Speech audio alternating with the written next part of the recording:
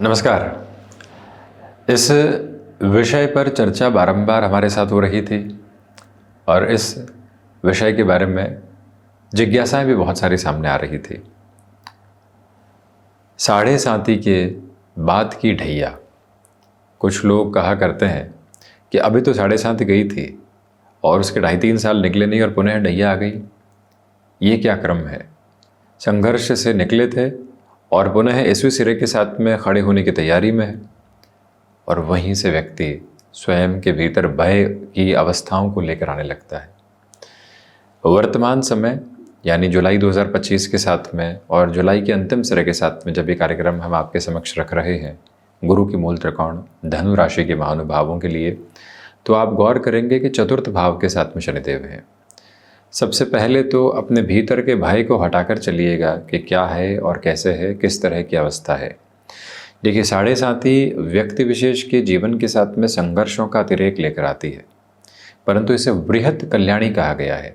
साढ़े साती से पहले भी इसे यदि किसी और क्रम में देखें तो है वृहत कल्याणी, यानी लंबे समय के साथ कल्याण करने वाली अवस्था। शनिदेव की चाल धीमी है। जब भी व्यक्ति ज्योतिषी आधार को गणनाओं के साथ में देखता है और प्रेडिक्शन के बेसिस से हटकर उसको कैलकुलेशन के साथ जोड़कर फिर प्रेडिक्शन के बेस को अपने साथ में देखता है और समझने की कोशिश करता है, तो सिर्फ प्रेडिक्ट नहीं करता, उसको अपने साथ में जीवन यात्रा में जीने योग्य क्रम बनाता है। तो साढ़े साती का प्रथम प्रवास क्रम जब आता है तो व्यक्ति विशेष कई बार ये नहीं समझ पाता कि साढ़े साती आ भी गई है, इतनी भाग दौड़, इतने विलंब देखता है। मध्य प्रवास क्रम के साथ में संघर्षों का अतिरेक हुआ करता है। वो समझने लगता है अपने और परायों के साथ में भेद, वो समझने लगता है फैसिनेशन और ग्राउंड रियलिटी के साथ में डिफरेंस, और वहीं से उसके भीतर आत्मविश्वास की आभा आने लगती है कि हाँ, स्थितियों परिस्थितियों से पार पाकर जीवन यात्रा को एक अलग क्रम के साथ में देखने का प्रयत्न विसंभावी तौर पर करेंगे। और उसके बाद साढ़े साती अंतिम प्रवाह क्रम की ओर आने लगती है और वहाँ से भी जीवन यात्रा के साथ में चलता हुआ व्यक्ति विशेष स्वयं को सकारात्मक पक्ष के साथ में देखता है। वो मेहनत को अपना आदर्श बनाता है, वो अनुशासन को अपने जीवन का संकल्प बनाता है। वो अनुशासन, मेहनत, लोगों के प्रति समग्रता और विनम्रता का भाव रखते हुए अपने जीवन को एक तरह से पुण्य फलों के उदय के साथ में भी जोड़ने वाला होता है। वाणी की कर्कशता को समाप्त करके धीमापन लेकर आता है। साढ़े साती व्यक्ति विशेष की शुद्धिकरण का, शुचिता का, या यूं कह लीजिए कि प्यूरिफिकेशन का एक बेस होती है, इसलिए वृहत कल्याणी है। हम भाग दौड़ के साथ में न जाने क्या क्या हासिल करना चाहते हैं, उस हासिल करने की अवस्था के बाद में पहुंचना कहां चाहते हैं। हमें अपनी निद्रा के लिए आवश्यक क्या है वो भूल जाते हैं और हम सुविधाएं जुटाने लगते हैं। हम अपनी अर्थोपार्जन की अवस्थाओं के साथ में आवश्यक क्या है वो बोलने लगते हैं और कपोल कल्पित स्थितियों के साथ में, फैसिनेशंस के साथ में अपनी जर्नी को जोड़ने लगते हैं। शनिदेव की अवस्था यही कहती है कि जीवन को उस यथार्थ के साथ में जोड़ो जो सामने है और उसी के साथ में चलते चले जाओ। भीतर के दूसरे सारे ही भय हटाकर चलो। यदि आप साढ़े साती के साथ में चल रहे हैं तब भी ये कार्यक्रम आपके लिए महत्वपूर्ण, परंतु धनु राशि के महानुभावों के लिए तो जो ये समय ढैया का है उस लिहाजा इस प्रक्रिया को समझने की आवश्यकता। तो अब आप द्वादश, प्रथम और द्वितीय को भोगते हैं और यहां शनिदेव की स्थितियों को भोगने के बाद शनिदेव पराक्रम भाव में आते हैं। पुरुषार्थ की, भाग्य की, व्यय की और साथ ही साथ अपनी क्षमताओं की संकल्प शक्ति व्यक्ति विशेष के साथ में आने लगती है। और इसके बाद में श्रीमान जो शनिदेव की स्थितियां जैसे ही राशि परिवर्तन करके 2.5 वर्षों के क्रम के बाद में चतुर्थ भावस्थ पहुंचती है तो लोगों को लगने लगता है कि काल पुरुष की कुंडली के अनुसार हृदय भाव में शनिदेव आ गए हैं। अब यहां गुरु की मूल त्रिकोण के लिए स्थिति यानी धनु राशि के महानुभावों के लिए स्थिति है। आप देखिएगा कि साढ़े साती के बाद आ रही ढैया व्यक्ति को सकारात्मक संघर्षों की ओर लेकर चलती है। जैसे ही पराक्रम भावस्थ शनिदेव होते हैं तो व्यक्ति विशेष पूरी ऊर्जा के साथ अपने कामकाज को करने लगता है, बेहतरी को देखने लगता है। वहीं से उसे लगने लगता है कि साढ़े साती हटी, अब तो और तीव्रता के साथ में भागो, जीवन बड़ा छोटा सा है, जल्दी जल्दी सब कुछ हासिल करो।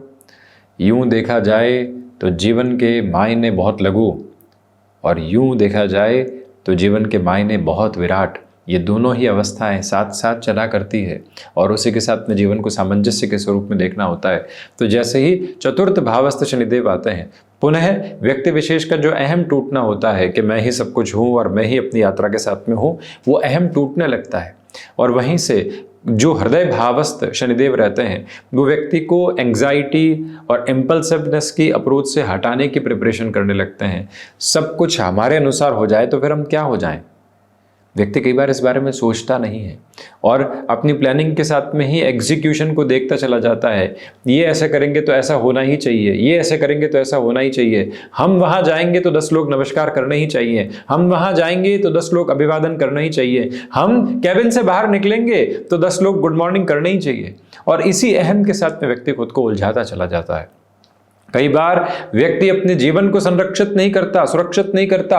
गौर करें तो वो अपने अहम को ही सुरक्षित करता चला जाता है, उसी को संरक्षित करता है और उसी इनविजिबल वॉल को अपने साथ में बनाकर उसके ऊपर बैठना चाहता है जहां से लोग उसके पास में नहीं होते। एक बात पर गौर कीजिएगा, आप सफलता के शीर्ष की ओर पहुंचना चाहते हैं, अकेले हैं तो उसका क्या आनंद, परंतु जो लोग साथ में हैं उनको भी उस शीर्ष की तरफ लेकर चलते हैं तो आनंद दुगना है। हमने अर्थोपार्जन की अवस्थाओं को देखा, वो आने जाने वाली रही, परंतु लोगों की जो कमाई रही, उनके साथ में जो संबंधों का जुड़ाव रहा, भीतर का जो कनेक्ट रहा, वो जीवन यात्रा का श्रेष्ठतम क्रम रहने वाला रहा। उस एसेंस को व्यक्ति कई बार खुद के साथ में देख नहीं पाता। जो 4th हाउस की अप्रोच है, यहाँ द्वितीय केंद्र का जो आधार है, जहाँ से भूमि, जहाँ से मानसिक सुख, जहाँ से माता संबंधी स्थितियाँ, जहाँ से नेटिव प्लेसेस के बेसिस, जहाँ से व्यक्ति विशेष वाहन संबंधी आधार, जहाँ से भूमि संबंधित सुख के अलावा रियल एस्टेट के कामकाज की प्रक्रिया, सर्विस इंडस्ट्री को रिलेट करते हुए प्रोस्पेक्ट, और सबसे महत्वपूर्ण जनता भाव भी 4th भाव को कहा गया है, यानी लोगों से कनेक्ट करने की अप्रोच।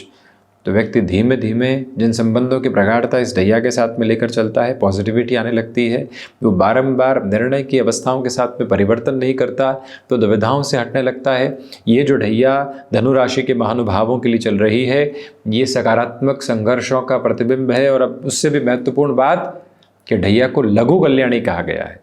4th और 8म भावस्थ स्थितियां शनिदेव की होंगी तो वहां पर ढैया का आधार रहेगा, वो है लघु कल्याणी, और वहीं वृहत कल्याणी है 7.5। इसी वजह से महानुभाव इसे एक स्पष्टता को अपने साथ में रखें कि लघु कल्याणी के आधार के साथ में व्यक्ति विशेष अपने लिए दान पुण्य की स्थितियों के साथ, निस्वार्थ भाव के साथ, अपने कर्म को निष्काम करते हुए, आप देखें कि बारंबार सकाम कर्म की बातचीत श्रीमद् भगवत गीता के 15वें अध्याय में भी आती है, और प्रत्येक अध्याय के साथ परोक्ष प्रत्यक्ष तौर पर यह अवस्था जो कार्य को लेकर है और निष्काम आधार को लेकर है, उसकी चर्चा गाहे बगाहे होती चली जाती है। सकाम कर्म की स्थितियों के साथ में फल श्रुति की स्थिति को व्यक्ति देखने की तरफ जाता है, निष्काम कर्म के साथ में जो सामने है उसके साथ निरंतर चलने वाला होता है। वहीं श्री कृष्ण ये भी कहते हैं कि जब अग्नि है तो धुआं आवृत होगा, यानी कि कार्यों के साथ में दूषित करने वाली अवस्थाएं रहेंगी। उसका शुद्धिकरण क्या है? उसके शुद्धिकरण के साथ में है निष्काम कर्म।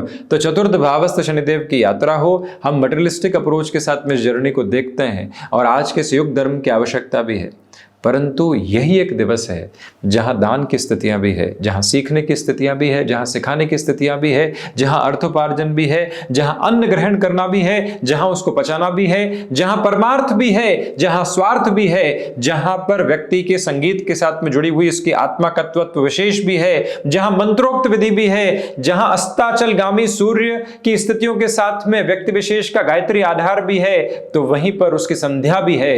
वहीं सुबह सुबह के साथ अरुणोदय और अभ्योदय की स्थितियों के साथ में आदित्य हृदयम, और साथ ही साथ में जो वर्तमान दशा चल रही है उसका गायत्री मंत्र भी है। इसी क्रम के साथ इन 24 घंटों की अवस्थाओं में निद्रा भी है, जागृति भी है, चेतना भी है, ध्यान भी है, कर्म भी है, मोह के क्षरित होने वाले आधार भी है, भीतर की रचनात्मकता भी है, भीतर की कल्पनाएं भी है, साथ में चलता हुआ यथार्थ भी है, संबंधों की गुणक प्रक्रिया भी है, सब कुछ यही।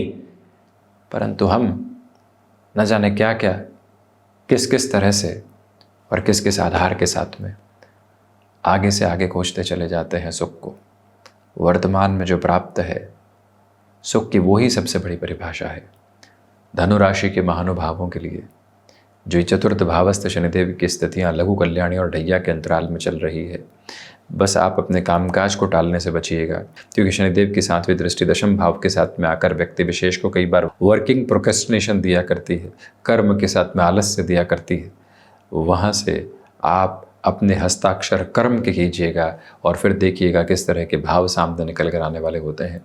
विलंब जीवन की हिस्सेदारी का क्रम है। विलंब व्यक्ति की धैर्य की पराकाष्ठा है। विलंब व्यक्ति के भीतर का आध्यात्मिक तेज है। विलंब व्यक्ति विशेष को भीतर तक झांकने का एक तरीका देने वाला क्रम है। विलंब के साथ में झुंझलाहट आई तो व्यक्ति कहीं का नहीं रहा, और विलंब के साथ में धैर्य आया तो व्यक्ति अपने जीवन की आभा को लेकर चलता चला गया। ठीक ऐसे ही कि जैसे 2 मिनट पहले हमारी जो बोलने की रफ्तार थी वो तीव्रगामिता के साथ में थी, परंतु उसके बाद व्यक्ति को धीमा होना ही पड़ेगा।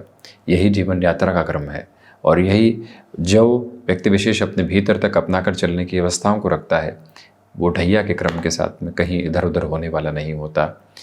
हनुमंत उपासना का आधार राम नाम भी है।